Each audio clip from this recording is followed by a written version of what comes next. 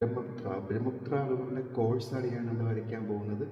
Brahmaputra river originate ചെയ്യുന്നത് കൈലാഷ് റേഞ്ചിൽ നിന്നാണ്. ചെമിയോണ്ടൻ ഗ്ലേസിയറിൽ നിന്നാണ് ബ്രഹ്മപുത്ര റിവർ ഒറിജിനേറ്റ് ചെയ്യുന്നത്.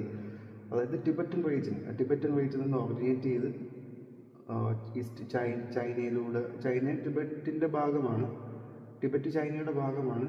ഇങ്ങനെ ഇവിടെ നിന്ന് ഒറിജിനേറ്റ് ചെയ്ത് ഈസ്റ്റിലോട്ട് ഒഴുകിയിട്ട് ഇതിലൂടെ വന്ന് ഇന്ത്യയിൽ ആദ്യം പ്രവേശിക്കുന്നത് അരുണാചൽ പ്രദേശാണ്.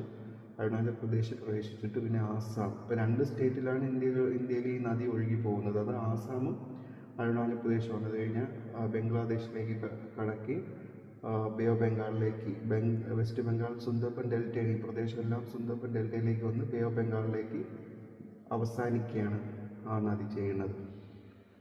അപ്പോൾ അടുത്ത ഇനി നമുക്ക് ഈ നദിക്ക് ഓരോ പ്രദേശത്തും ഓരോ പേരാണ്. ഇപ്പം ടിബറ്റിൽ ഈ നദി അറിയപ്പെടുന്ന പേരാണ് സാങ്പോ എന്നാണ്. ടിബറ്റൻ റീജിയൻ എന്ന് പറയുമ്പോൾ ഇത്രയും പ്രദേശമാണ് ടിബറ്റൻ റീജിയൻ. അപ്പോൾ ഇവിടെ അറിയപ്പെടുന്ന പേര് സാങ്പോ എന്നാണ്. അത് കഴിഞ്ഞ് പിന്നെ ആസാമിലേക്ക് അരുണാചൽ പ്രദേശിൽ ഇതിനെ അറിയപ്പെടുന്ന പേരാണ് ദിഹാങ് എന്നാണ്. ദിഹാങ്. പിന്നെ ആസാമിലാണ് ഇതിനെ ബ്രഹ്മപുത്ര എന്നറിയപ്പെടുന്നത്.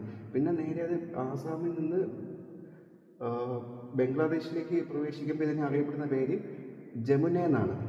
അത് കഴിഞ്ഞാൽ പിന്നെ ഗംഗയായിട്ട് മീറ്റ് ചെയ്തതിനെ അറിയപ്പെടുന്ന പേര് പദ്മ എന്നാണ്. അപ്പോൾ സാങ്പോ,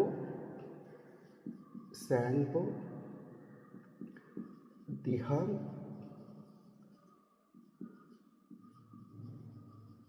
ബ്രഹ്മപുത്ര,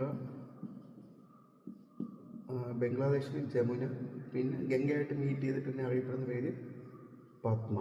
പിന്നെ പദ്മയിൽ വന്നൊരു മേഘ്ന എന്ന് പറയുന്നൊരു ഇന്ത്യൻ റിവറും വന്ന് ഇതിൽ ജോയിൻ ചെയ്യുന്നുണ്ട്. ഇവിടെ ആസാമിൽ നിന്നൊക്കെ സുർമ റിവർ ബംഗ്ലാദേശ് അറിയപ്പെടുന്ന പേരാണ് മേഘ്ന.